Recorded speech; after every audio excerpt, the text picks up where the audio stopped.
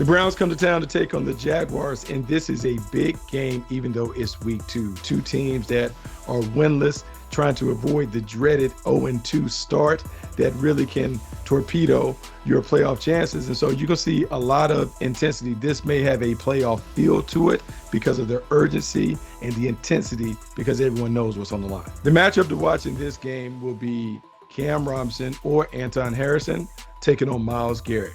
Myles Garrett is the straw that stirs the drink for this defense. He will line up any and everywhere. And so both edge blockers have to be ready to take on a guy who, look, he should have been the defensive player of the year. He's a dominant player coming off the edge. He can tilt the field in the Browns' favor just with one of those spectacular strip sack plays. And so it's really important that the Jaguars know where number 95 is at all times. Cam Robinson, Anton Harrison, they have to get it done this week.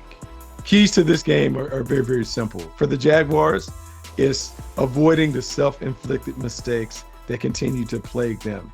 The turnovers, the miscommunications, missed alignments, missed assignments, the penalties, the big plays where everyone isn't on the same page. If the Jaguars can just play a clean football game from that standpoint, they have more than enough talent to knock off the Browns.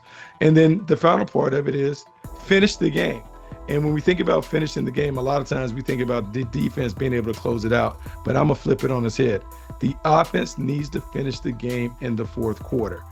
They've had opportunities to close out games in the past, but this is one where they need to be able to either run the clock out or make the critical plays in the fourth quarter to win it, whether that's on Trevor Lawrence, whether that's on the wide receivers or the running backs. Someone on offense has to make the play to finish the game if the Jaguars want to finish in the winner's circle. The Jaguars get the W if Evan Ingram and Christian Kirk combined for over 10 receptions.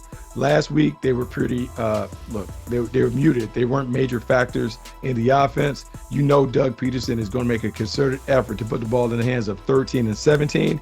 If they combine for more than 10 receptions, the Jaguars are playing the kind of game that they want to play, and that's good enough for the Jaguars to knock off the Browns.